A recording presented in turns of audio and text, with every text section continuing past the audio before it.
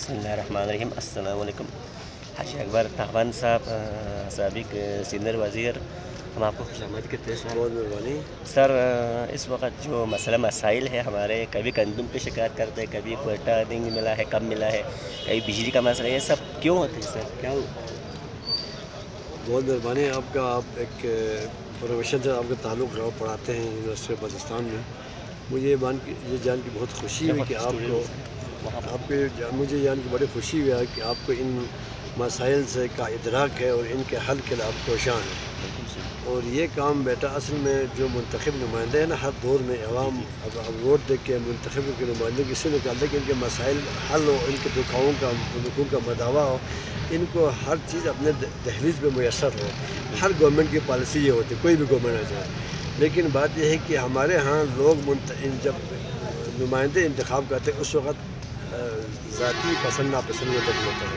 یہ نہیں دیکھتا ہے کہ اس علاقے کے آگے جو ہے کیا کرنا ہے۔ جو منتخب نمائندہ آپ یہاں سے منتخب کر کے بھیجتا ہے، وہ اسمبلی میں آپ کا زبان، آپ کا چہرہ ہوتا ہے۔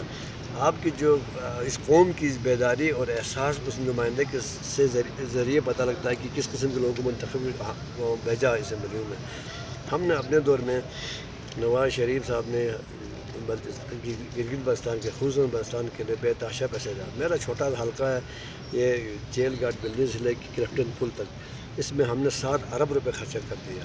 کوئی 3 ارب روپے اس کے لیے ہسپتال بل کر دیا۔ وہاں پر آپریشن تھیٹر نہیں تھا، یہاں پر ICU نہیں تھا، یہاں پر ٹراما سینٹر نہیں تھا، یہاں پر اس پہ مدر چائلڈ کیئر سینٹر نہیں تھا، یہاں بلڈ بینک نہیں تھا، یہاں مورچری نہیں تھا، کچھ بھی نہیں۔ ہم سب بنا کے وہاں کر کے آئے۔ اور روڈ کی سڑکیں جو ہے کوئی 65-70 کروڑ روپے کے شہر کی سڑکیں سب میٹل کر کے ابھی بھی ہمارے پیسوں میں چل رہا ہے۔ جب سے تحریک انصاف ہے ابھی تک 10 لاکھ روپے کا کام یہاں پر نہیں ہوا، بلکہ آپ یوں سمجھ لیں کہ وہ نمائندہ ہی غائب ہے۔ میں یہاں پر 5 سال صبح 9 بجے آفس کھولا، کیا میں آفس کھولا یہاں پر لوگوں کے لیے، اور شام تک آفس میں بیٹھا رہا۔ 100-200 لوگ 300 لوگ آتے تھے، 150 کا کام ہوتا تو باقی میں نہیں ہوتا، نہ بھی ہو، لیکن منتخب نمائندے کا آفس کھول کے لوگوں کے جہاں پر شکایتوں کا ازالہ کرنے بیٹھنا بہت لازمی ہے۔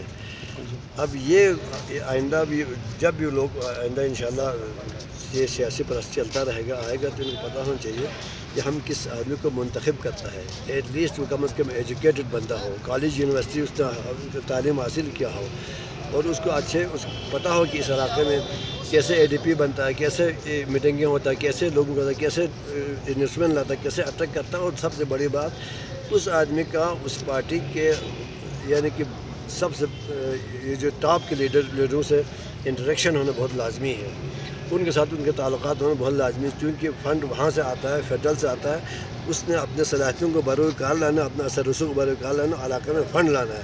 اب آپ دیکھیں چھوٹا حلقہ میں بار کہ چھوٹا حلقہ میں 7 ارب روپے لگا دیا، جبکہ آپ حلقہ نمبر 2 نے کبھی اس کو گورنمنٹ کو ووٹ نہیں کیا، یہ بھگت رہا ہے۔ ابھی آپ میں حلقہ نمبر 1 کے نمائندہ اور 2 میں نے 60 کروڑ روپیہ وہاں پر پروجیکٹ لگا دیے، حلقہ نمبر 2 والے کو پتہ ہوگا۔